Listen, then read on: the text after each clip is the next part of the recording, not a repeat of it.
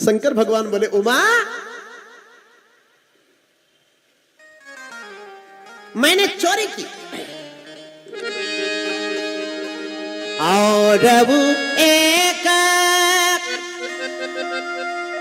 कहानी जी चोरी सुनो गिरिजा अति दृढ़ मति चोरी सुनो गिरिजा अति दृढ़ मति चोरी काग भुसुंडी संग हम दो मनुज रूप जाने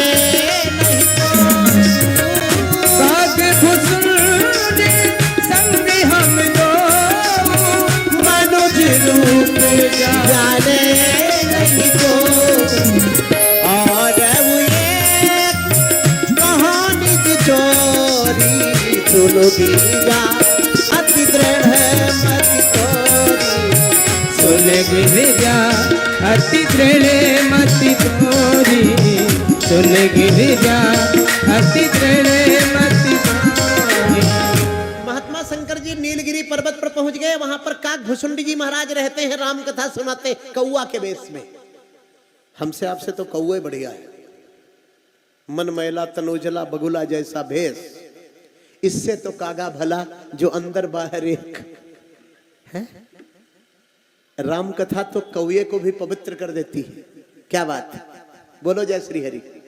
शंकर भगवान बोले काग भुसुंडी अयोध्या चल रहे हैं राम का दर्शन करने। काग भुसुंडी बोले मैं दर्शन कर आया हूं और हमारा तुम्हारा साथ नहीं, तुम भांग के गोले के नशे में कोई फर्क नहीं पड़ता, मेरे खाने पीने का कोई ध्यान नहीं रखो, बाबा जाओ किसी दूसरे को लो। शंकर भगवान बोले तुम्हारे जैसा कोई मिलेगा नहीं, इसलिए मेरे साथ अयोध्या चलो।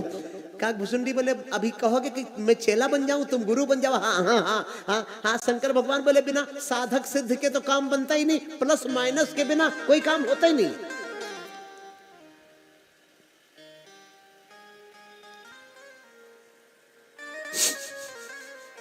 शंकर जी गुरु जी बन गए, सफेद दाढ़ी, बड़े बड़े सफेद बाल, गले में रुद्राक्ष की माला, कर्पूर गौरम, कर्पूर गौरम ऊपर ऊपर है और अंदर अंदर कैसे है, करुणावतारम। कर्पूर गौरम तो बहुत लोग हो सकते हैं, लेकिन अंदर अंदर दुखावतारम होते हैं, विपत्ति के अवतार होते हैं। शिव कैसे हैं, वो बाहर भी अच्छे हैं और भीतर भी। श्लोक कितना बढ़िया, कर्पूर गौरम करुणावतारम संसार सारम। संसार का कल्याण करने वाले हैं, लेकिन अपने ऊपर कितना खर्चा करते हैं, भुजगेंद्र हारम, सांपे लपेट के काम चला लेते हैं। ऐसा परमार्थी महापुरुष।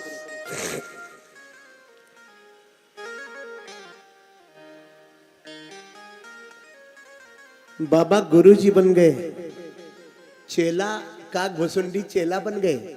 बाबा बहुत गोरे गोरे हैं, चेला कैसा है, ये साउंड बक्सा लगा है ना काला काला, एकदम इसी कलर का, ऊपर से नीचे तक आंख वांख बाल वाल पूरा शरीर काला काला है। कोई बाबा का और काग भुसुंडी का तालमेल नहीं है। 10 साल का बालक बन गया है वो कौआ। शंकर जी की 18 किलो की झोली खोपड़ी पे रख दिया बाबा ने। काग भुसुंडी बोले तेरा चेला बनना बड़ा मुश्किल है, इसमें पता नहीं क्या क्या लदा हुआ है, उसमें घुंघरू भी है, उसमें डमरू भी है, उसमें रस्सी भी है, उसमें भांग का लड्डू भी है, और दोनों जा रहे हैं अयोध्या राम जी का दर्शन करने। आप भी चलो, चलो चलो।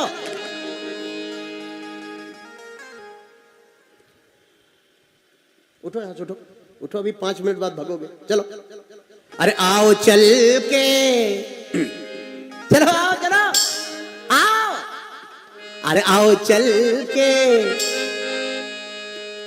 न गावे गावे, चलो तो भी चलो।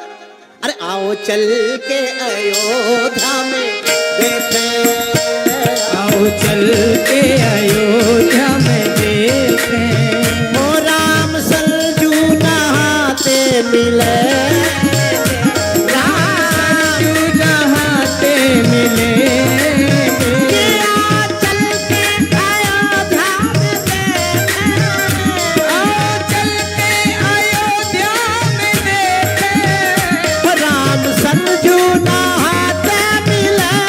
मिलेंगे राम सरजू नहाते मिलेंगे।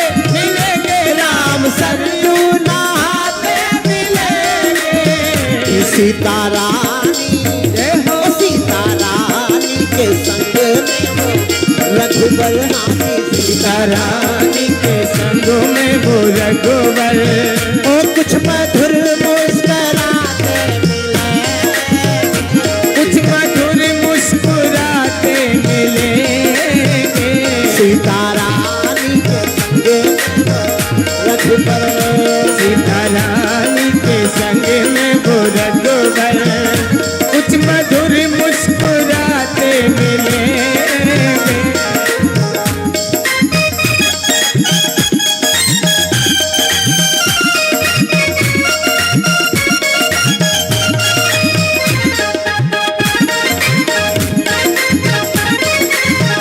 कि जो था व्यापक निरामय निरंजन हो गया वो प्रगट भक्त चंदन हो गया प्रगट भक्त चंदन हो गया वो प्रगट भक्त चंदन हो गया भक्त प्रगट वो चंदन जहाँ अपने हो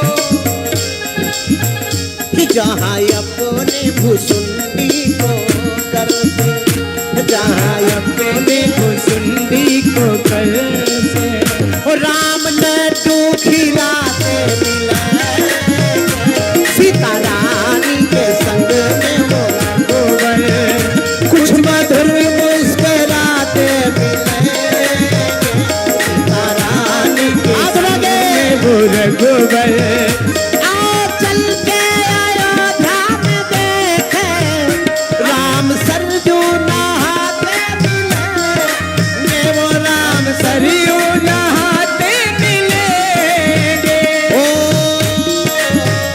सीता रानी सीता रानी सीता रानी संग में वो रघुबर कुछ मधुर मुस्कुराते मिले सीता रानी के संग में वो रघुवर कुछ मधुर मुस्कुराते मिलेंगे सीता रानी के संग में वो रघुवर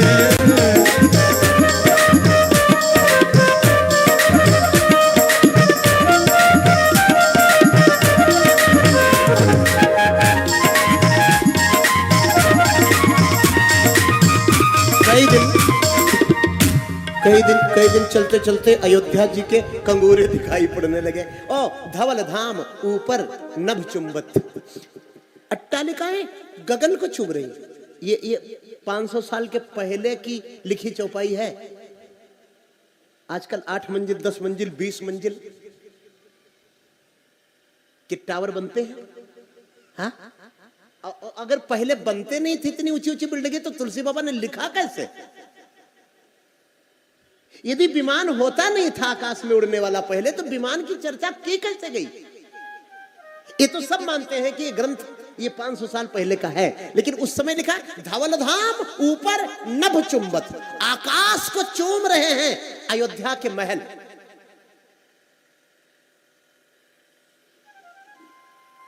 हमको तो लगता है पहले वाला कुछ नहीं बचा अब जो भी बचा हुआ है जो भी आविष्कार हो रहा है वो उस समय के टक्कर का कुछ भी है नहीं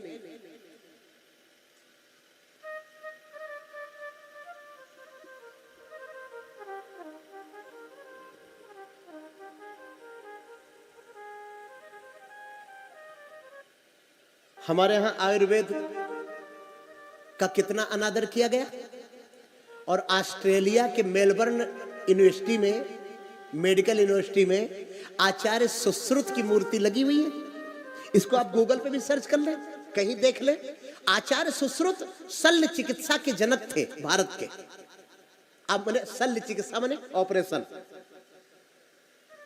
हाँ वो सारा ट्रांसप्लांट कर देते थे सुश्रुत ऑस्ट्रेलिया इस बात को मानता है हिंदुस्तान नहीं मानता ऑस्ट्रेलिया जैसे मेडिकल फैसिलिटी में विकसित देश इटली जैसा देश ये मानता है कि आयुर्वेद ने हमें सिखाया है हम नहीं मानते वाह वाह वाह वाह तभी तो हम इंडियन हैं भारतीय नहीं रह गए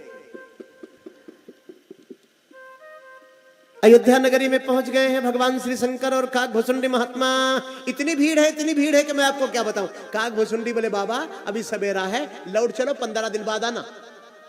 शंकर भगवान बोले अब आ गए हैं तो दर्शन किए बिना वापस नहीं जाएंगे। काकभुसुंडी बोले वापस जाओगे नहीं और दर्शन होगा नहीं। शंकर भगवान बोले अन्न जल नहीं करेंगे बिना दर्शन के। काकभुसुंडी बोले वो तो मिलने वाला ही नहीं है, इतनी भीड़ में कौन पूछेगा। शंकर भगवान बोले एक काम कर रहे, मेरे झोले का पट्टा पकड़, मैं ताकत लगा के अंदर घुसता हूं। काकभुसुंडी जी बोले तुमसे 10-10 गुना ताकत वाले बाहर खड़े। बेचारे शंकर जी भीड़ में घुसने का प्रयास करने लगे। तब तक 100-200 लोगों ने इतने जोर का धक्का मारा कि बरगद के पेड़ के नीचे गिरे। बोलो शंकर भगवान की जय। हाँ, लेकिन गुप्त रूप से दर्शन करना चाहते हैं श्री राम जी का। दर्शन नहीं हुआ। शंकर भगवान बोले काकभुसुंडी अब एक काम करते हैं, चल मदारी का खेल दिखाओ।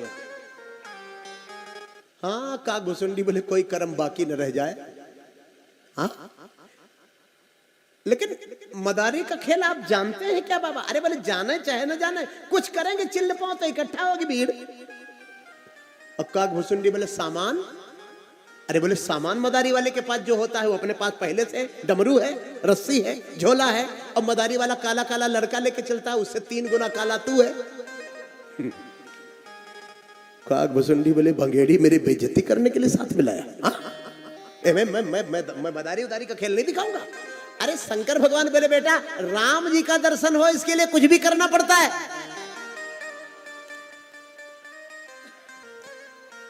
काकभुसुंडी बोले ये बताओ कि मदारी का खेल दिखाने से और राम जी के दर्शन का क्या लेना देना? शंकर भगवान बोले जैसे मैं डग डग डग डग डमरू बजाऊंगा तैसे मैया कौशल्या खिड़की खोलेगी, राम जी को ऐसे दिखाएगी, बेटा देख देख देख मदारी वाला, और मैं राम जी को देख लूंगा, मैं चला जाऊंगा। ताली बजाने का नहीं, इतना आसान नहीं है जितना ये मन में लड्डू खा रहे हैं। ये बात काकभुसुंडी समझ रहे थे। बोले बाबा ऐसा भी तो हो सकता है जैसा डमरू बजाओ और राम जी चौंक जाए, रोने लगे, अब मैया कौशल्या कहाँ है? बोले ए सोटा लेके भगा रहे इनको मदारी वालों को। शंकर भगवान बोले इस अपने चेले से मैं इतना परेशान हुई, ये उल्टा ही सोचता है। काकभुसुंडी बोले अभी जब होगा तब सीधा हो जाएगा, अभी तो यही होना है। शंकर जी बोले काकभुसुंडी देख डमरू बजाना तो मुझे आता है, मुझे गाना नहीं आता। काकभुसुंडी बोले चलो राम जी का दर्शन हो जाए तो गाना मैं गा दूंगा।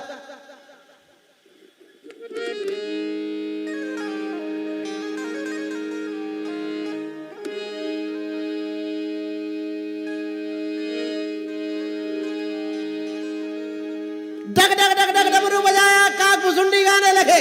अरे मेरा योगुन भरा ये शरीर नाथ कैसे तारोगे, मेरा योगुन भरा शरीर गाना ही तो है, होना जाना मुझे नहीं तारोगे, नाथ कैसे तारोगे, नाथ कैसे तारोगे, नाथ कैसे तारोगे, हो नाथ कैसे तारोगे।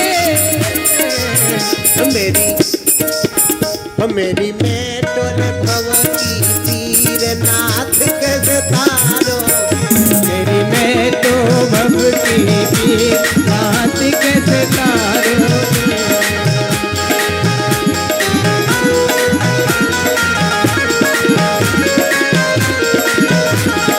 ना पूजा ना पाठ समाधि, ना पूजा ना पाठ समाधि, ना पूजा पाठ समाधि, ना पूजा ना पाठ समाधि। जन्म जन्म का हूँ मैं अपराधी, जन्म जन्म का हूँ मैं अपराधी। मेरे पैर बंधी है जंजीर नाथ कैसे तारो, मेरे पैर बंधी जंजीर नाथ कैसे तारो। हो मेरा अवगुण भरा ये शरीर नाथ कैसे तारोगे, मेरा अवगुण भरा ये शरीर नाथ कैसे तारोगे। कि मैं अपराधी जन्म का नख सिख भरा विकार। आ ही रहे थे तैसे राम जी ने वो डमरू की आवाज सुनी। अरे ये डमरू भाई, और कोई न पहचान पाए तो अलग बात। भगवान श्री राम बोले, कैलाशपति तुम मेरे महल के पीछे? बाबा ये क्या खेला है? मेरा दर्शन करके भाग जाना चाहते हो? हमको दर्शन ही नहीं देना चाहते? अभी मैं तुम्हारा खेला बिगाड़ा। राम जी चौंक गए, रोने लगे। अरे मैया कौशल्या बोली ये तो गजब हो गया रे। अरे लाल जी के टिक्की लगा काजल की, अरे देख अगल बगल खिड़की बंद कर। अब अफरा तफरी मच गई। एक तो 60,000 बरस की आयु में बड़े मुश्किल से बेटा हुआ, वो भी किसी मदारी वाले के डमरू से चौंक जाए। वो तो कौशल्या में आज का जमाना होता तो मदारी वाले की खैर नहीं थी। देख रहे कोई मदारी वाले सैनिक बोले माता सवेरे से घूम रहे। मैया कौशल्या बोली धक्का मार के भगाओ इनको। उनको क्या पता शंकर जी मदारी बने। सैनिक दौड़े। सबसे पहले शंकर जी तो सफेद दाढ़ी बाल और उम्रदार लगते थे, काकभुसुंडी बालक थे। जैसे काकभुसुंडी का हाथ पकड़ा एक सैनिक ने, खर खर खर कर घसीटता हुआ धक्का देकर दूर फेंका। काकभुसुंडी बोले भंगेड़ी चाहे जो करावे, ना मैं इसके साथ आता ना मेरी दशा होती। ये कोई साधारण लोग नहीं है। स्वयंभू नारद शंभु, ये कोई साधारण महापुरुष नहीं है। किसी को पता नहीं था ये वो है। बलिर्बैया शकिर यमा, इनका सवेरे इनका प्रातः काल नाम लिया जाता है। ये प्रातः स्मरणीय महापुरुष है। शिव जी जिसको आप लोग कहते शर्मा गए, थोड़ा चेले के सामने झेप गए। बाबा और कोई नाटक बचा है कि चले? वो झल्लाया होता वो बालक। वहां बते कथा सुनाते, हजारों पक्षी बैठ के गुरुजी करते। इसके चक्कर में हाथ पकड़ के घर घर घर घर घसीटा गया मेरे। शंकर भगवान बोले बेटा 2 दिन और रुक जा। काकभुसुंडी बोले 4 दिन से एक दाना खाने को नहीं मिला तुम्हारे पीछे पीछे। आंखों में आंसू भर आए।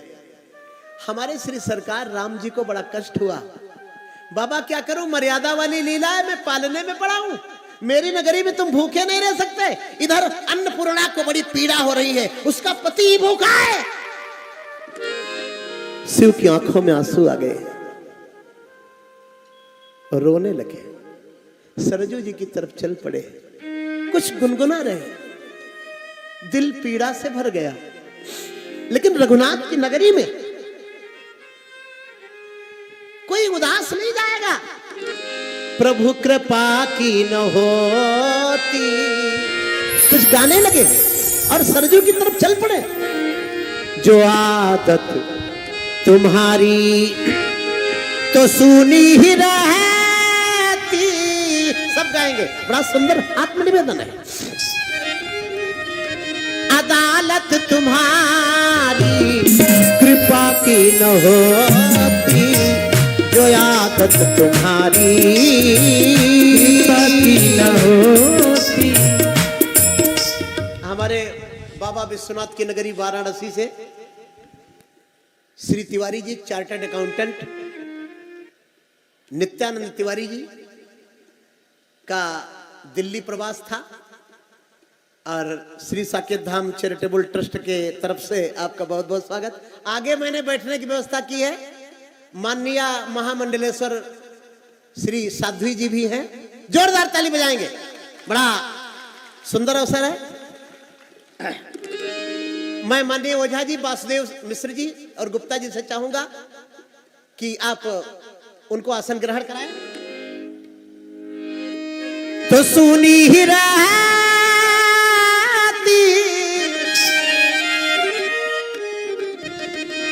अदालत तुम्हारी कृपा की न हो। ताली बजा के हाथ ऊपर करके, हाँ। ओ कृपा की न होती, जो आदत तुम्हारी तो सुनी ही रहती अदालत तुम्हारी।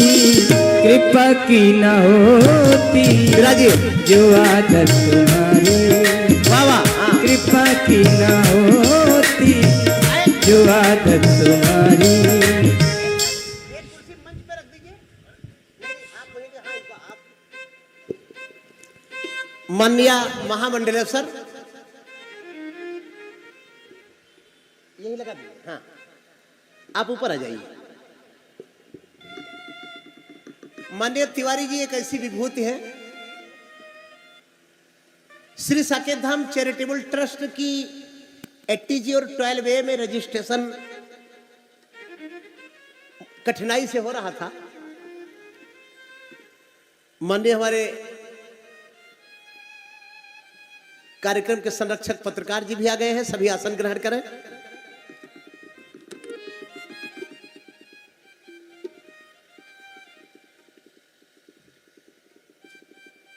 बड़े ही सम्मानित बाबा विश्वनाथ की नगरी के आप चार्टर्ड अकाउंटेंट श्री नित्यानंद तिवारी जी के लिए जोरदार ताली बजाएंगे। श्री साकेत धाम चैरिटेबल ट्रस्ट का आपके द्वारा बड़ा सहयोग किया गया। 80G से लेकर 12A से लेकर नीति आयोग से लेकर के सारा रजिस्ट्रेशन आपके द्वारा कराया गया और बहुत ही जल्दी और अनवरत ये ट्रस्ट अन्यान्य जन कल्याण का कार्य करे, इसके लिए श्री माननीय तिवारी जी प्रयासरत नित्य रहते हैं। श्री साकेत धाम चैरिटेबल ट्रस्ट और राम कथा मंडल करावल नगर दिल्ली आपका बहुत बहुत स्वागत सम्मान करता है। माननीय हमारी महामंडलेश्वर जी, लखनऊ प्रवास के अंतर्गत आपसे भेंट हुई थी और बड़ा अच्छा रहा कि दोबारा भी मंच पर आप पधारी हैं, इनके लिए जोरदार एक बार ताली। श्री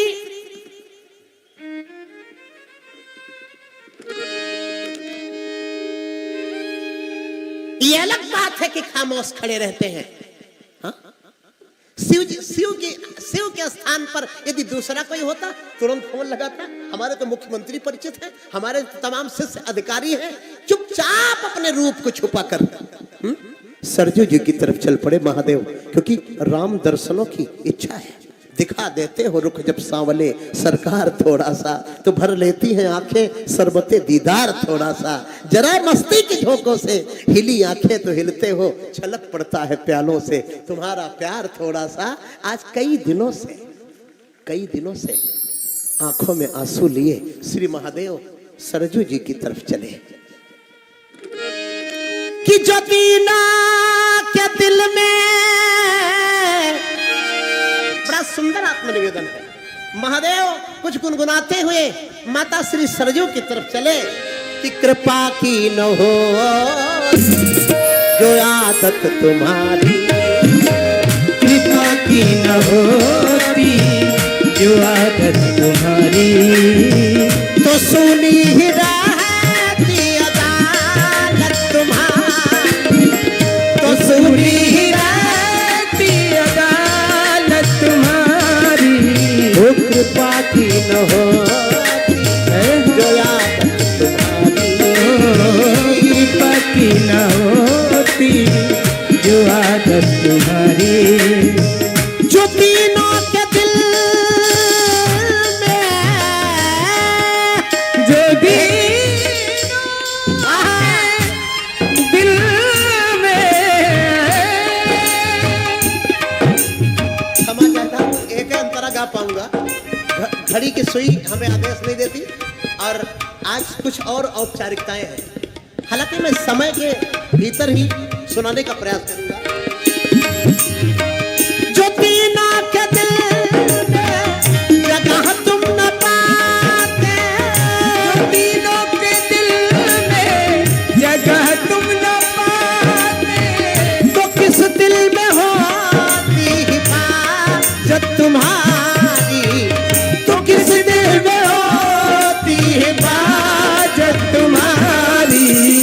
कृपा की न होती अदा, हो कृपा की न होती जो आदत तुम्हारी, तो सुनी ही रहती अदालत तुम्हारी। कृपा की न होती। बस इतने में संतोष करिए और राम दर्शनों का भाव मन में लिए श्री महादेव सरजू जी के किनारे त्रिशूल गाड़ कर बैठ गए। अलाख निरंजन काक भुसुंडी बोले, बाबा अब कौन सा नाटक शुरू करने वाले हो? शंकर जी बोले नहीं जानता तू, सबका हाथ देखूंगा मैं, सबका भविष्य बताऊंगा। हा? अभी भविष्य बताने का टाइम फिक्स कर दिया जाए यहां, तो नास्तिक से नास्तिक अपनी कुंडली लेकर यहां पहुंच जाएंगे। ये तो श्रोता है सब, ये कथा के रसिक हैं। हाँ, अभी चौथे दिन में इतने हैं, अभी और आएंगे, बहुत आएंगे। जबकि ये टाइम सबके खाने पीने का, रोटी बनाने का, ऑफिस से आने का है, लेकिन सब कथा में आ जाते हैं। माननीय हमारे भैया ये करावल नगर के समाज सेवी श्री राकेश मिश्रा, वासुदेव मिश्रा जी, बादाम की बड़ी सी फैक्ट्री है, लेकिन समाज सेवा। हाँ, अरे इधर भी है। माननीय राकेश मिश्रा जी की धर्मपत्नी और वासुदेव भैया की धर्मपत्नी श्रीमती कुसुम मिश्रा, दोनों लोग माला लेके मंच पे आइए।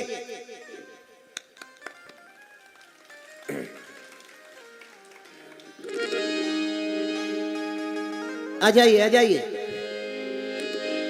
कि गरीबों की तो एक पंक्ति में गाई देता हूं।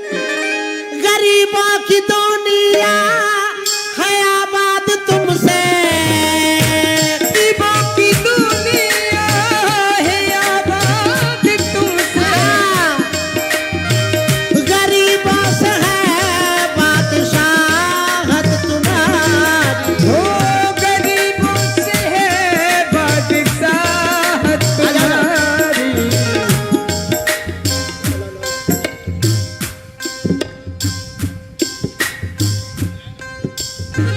कृपा की न होती जो आदत तुम्हारी, कृपा की न होती जो आदत तुम्हारी, कृपा की न होती जो आदत तुम्हारी, तो सुनी ही राह की अदालत तुम्हारी, तो सुनी ही रहती अदालत तुम्हारी। कृपा की न होती जो आदत तुम्हारी।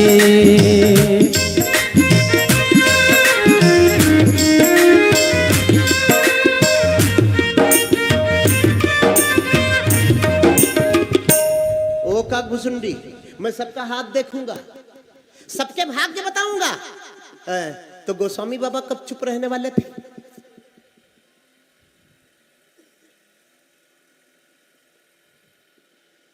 ज्योतिष शास्त्र में विश्वास करिएगा, लेकिन इन लंबाई बढ़ाने वालों के ऊपर नहीं।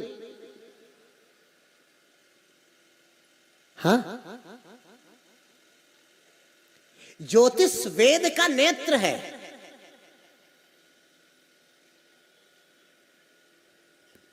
हमको नहीं दोगे भैया क्या? हमको तो एको दिन पानी नहीं दिए। ठीक है, बस रख दीजिए, थोड़ी देर की कथा बची हुई है।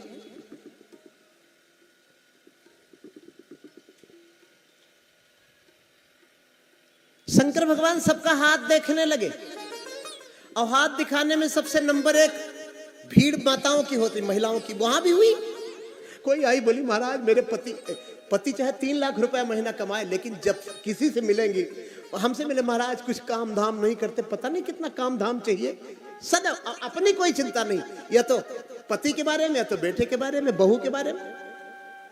एक आई हाथ दिखाई, बोली महाराज बहुत बड़ी समस्या है, ये बहू जब से आई है तब से बेटे को मेरे छीन लिया है, मेरे से बहुत लड़ती है, सबसे बड़ा रोना यही। शंकर भगवान बोले जाओ तुम भी उससे लड़ा करो, समस्या खत्म हो जाएगी। हाथ देखते देखते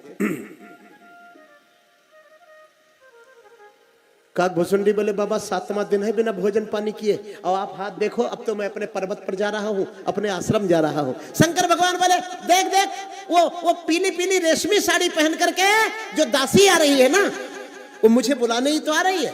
काकभुसुंडी बोले 5 दिन से तुम्हारी कलाकारी देख रहा हूँ, कोई पीला पीला कपड़ा पहन कर आता है, तुम कह रहे हो कि तुमको बुलाने आ रहा है, सब्जी लेने चला जाता है।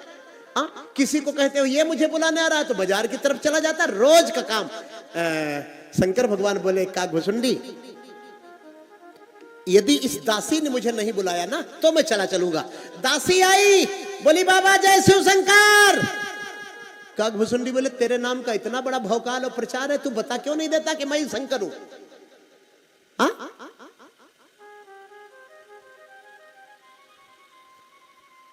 शंकर भगवान बोले अपनी पहचान छुपा करके भगवान का दर्शन किया जाता है रे, हैं? न कि 1100 रुपया देके वीआईपी गेट से।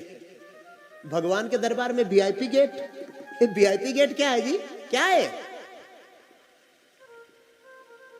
भगवान के दरबार में तुम वीआईपी बनकर गए हो 1100 रुपया देके बेईमानी करके। बेईमानी तो है, 100 लोग लाइन में लगे, तुम बेईमानी करके पैसा देके तुम दर्शन करना चाहते हो। तुम परमात्मा को तो कभी नहीं पहचान पाओगे। एक मेरी बात नोट कर लो, जिसकी आराधना सजल होगी उसी की साधना सफल होगी। ईंट पत्थर भी देवता होंगे जब मेरी आस्था अटल होगी। सत्य जब आवरण रहित होगा, गूढ़ अभिव्यंजना सरल होगी।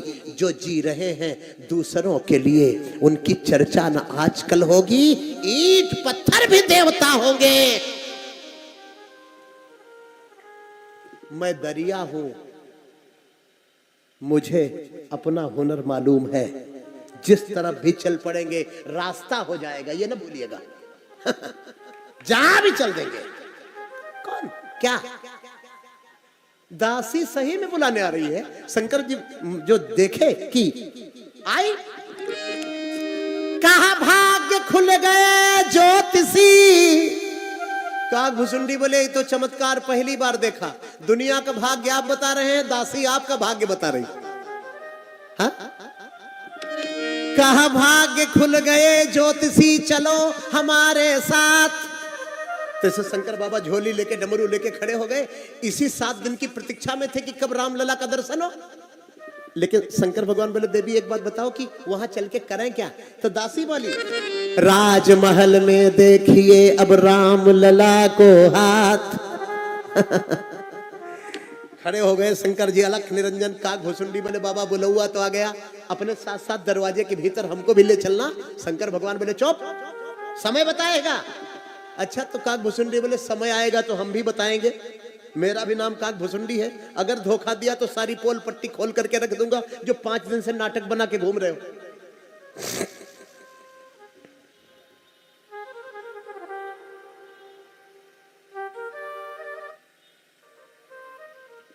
आगे आगे दासी, पीछे पीछे शंकर जी, उनके पीछे काले काले काग भुसुंडी रघुनाथ के महल की तरफ धीरे धीरे चले जा रहे हैं। दासी पीछे घूम घूम के बार बार देख रही है ये काला काला लड़का कौन है। बाबा के साथ बिल्कुल जच नहीं रहा, पूछ ही बैठी बाबा ये लड़का कौन है। शंकर भगवान बोले ऐसा ही है, इसको देखो ही मत। जबकि 7 दिन से भूखा प्यासा बेचारा पीछे पीछे लगा है। काग भुसुंडी ने शंकर भगवान का चद्दर पकड़ के घसीटा, सारी पोल पट्टी खोल के रख दूंगा। ये जो ज्योतिषी कभी मदारी कभी कुछ है? ये तो वही वाला हाल हुआ। एक जगह रामलीला हो रही थी तो रावण के मरने का दिन था। राम जी जो बने थे वो मंडली के मालिक ही थे। वो किसी तरह बेचारे सोच रहे थे रावण मर जाता, राम जी बाण मारे, रावण पकड़े पट्ट से तोड़े, सीना तान के खड़ा हो जाए। फिर राम जी मारे, 50 बाण तोड़ चुका लेकिन मरा नहीं। पर्दे के पीछे से भी लोग चिल्ला रहे मर जा रहे, मर जा। वो सुनता ही नहीं। राम जी भी बड़े चक्कर में पड़े हैं। हर बार तो 32 बाण में मर जाता था, आज 50 टूट चुके हैं। राम जी धनुष घुमाते हुए बेचारे करें तो क्या, नाटक पूरा करना। अरे मरता क्यों नहीं रे, दिमाग खराब है। रावण बोला दिमाग मेरा नहीं तुम्हारा खराब है। 3 प्रोग्राम से पैसा मेरा बाकी कर रखा है, 6 महीने हो गए। पूरा पैसा दे दो तब मरूंगा, नहीं रात भर लड़ता रहूंगा। बताई देता हूं मेरे बाल बच्चे मिट्टी खा लेंगे। पर्दा खींचा गया, पूरा नाटक बिगड़ गया, माहौल खराब हो गया। शंकर भगवान से काग भुसुंडी बोले मेरा नाम काग भुसुंडी है, अभी सब बता दूंगा। ये जो ज्योतिषी और मदारी है दुनिया भर का बेस बनाए अयोध्या। अरे शंकर भगवान बोले देवी देवी ये बहुत बड़ा ज्योतिषी है लड़का। दासी बोले बाबा बुरा न मानिएगा, कितना बड़ा ज्योतिषी है? बोले मेरे से भी बड़ा। दासी बोले तो आप बाहर बैठो, लड़का भीतर जाएगा। अरे जब तुमसे भी बड़ा है तो शंकर भगवान बोले तो बहुत अनर्थ हो गया, अपने जाल में हम स्वयं फंस गए। काग भुसुंडी बोले हाँ ये नकली भाग्य बताते हैं, अपना अपना भाग्य है। इनको लड्डू कचौड़ी बाहर भेज देना, खाते रहेंगे तब तक हम हाथ देख के बाहर आते। मेरे कहने का तात्पर्य है शंकर भगवान किसी तरह भीतर गए, माता श्री कौशल्या ने चरण पखारे। गीतावली रामायण में गोस्वामी जी लिखते हैं, अवध आज आगमी एक आयो, ए झोली कंधे पर टांगे चंदन केसर का लगाए। एक ज्योतिषी बाबा अयोध्या में घूम रहा है, वो कैलाशपति शिव रघुनाथ के हाथ की रेखाओं को जब महादेव देखते हैं, वो हाथ की रेखाएं बोल रही है, कौन नस्मिन सांप्रतम लोके गुणवान कश्य वीरवान धर्मज्ञश्च कृतज्ञश्च। वही वाल्मीकि रामायण के श्लोक, सत्यवाक्यो दृढ़व्रतः चारित्रेण चको युक्तः। फलादेश करने लगे महादेव,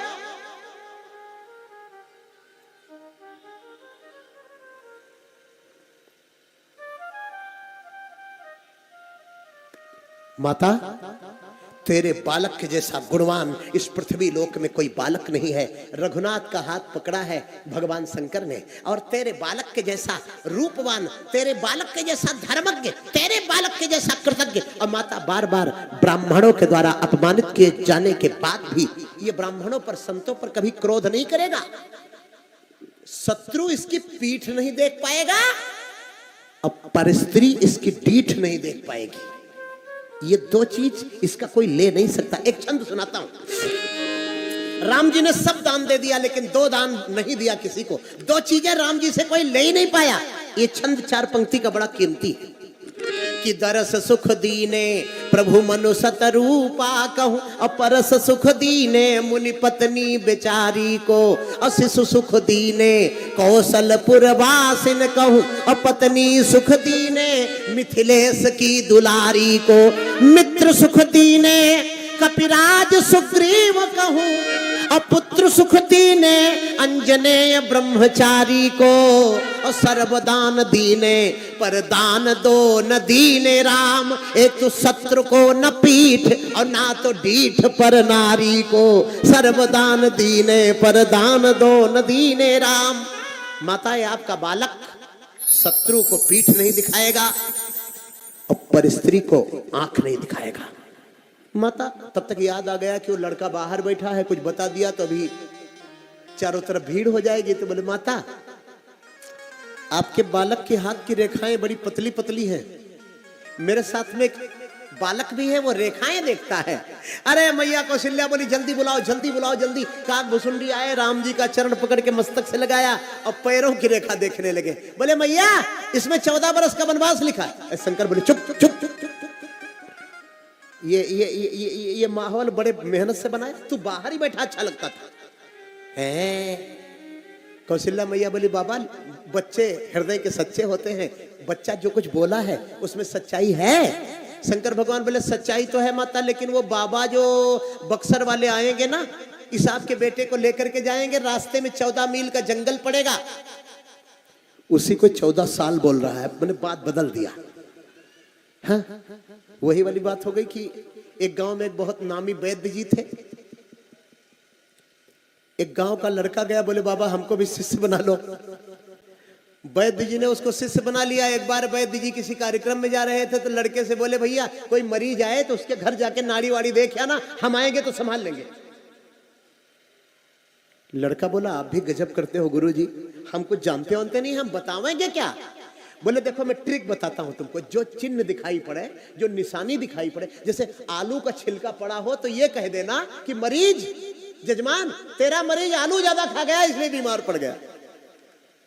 कटहल का छिलका पड़ा हो तो कटहल बता देना, भिंडी के डंठल पड़े हो तो भिंडी ही बोल, मैंने कुछ बोल देना, तब तक हम आके संभाल लेंगे। एक दिन सही में एक मरीज आ गया तो लड़का कुछ जानता तो था नहीं, आता जाता कुछ था नहीं, गया तो अगल बगल नाड़ी पकड़े हैं, बगल बगल देखे कुछ मिले ना आलू का छिलका मिला, ना कटहल का छिलका मिला, ना कोई भिंडी का डंठल मिला। ऊंट की काठी रखी थी वो दिखाई पड़ गई, ऊंट की पीठ पे जो कसी जाती है। अब लड़का बोला लाओ यही बता देते हैं, जो होगा सो देखा जाएगा। अरे बोला जजमान बहुत बुरा हो गया, आपका मरीज तो पूरा ऊंट ही खा गया। घर वाले बोले वैद्य है कि पागल है, ऊंट तो चरने गया है। तब तक वैद्य जी आ गए। घर वाले बोले बाबा कैसे चेले को भेज दे रहे हो, ये कह रहा है कि ऊंट खा गए। वैद्य जी बोले तुम समझ नहीं पाते हो, मेरा चेला तुतला के बोलता है, सोंठ को ऊंट कहता है। सोंठ खिलाया था क्या? बोले हाँ, हम लोग सोंठ ज्यादा खिला दे। अरे बोले वही तो शंकर भगवान ने संभाल लिया। माता श्री कौशल्या परात में असरफी भर के लाई। बाबा तुच्छ भेंट महल की तरफ से, और आदेश करें महाराज, आश्रम बनाना है तो जमीन ले, गौशाला खोलना है तो गाय ले। शंकर भगवान बोले मैं त्यागी हूं। हालांकि हमारे देश के महात्मा गौशाला के लिए, आश्रम के लिए, आप जैसे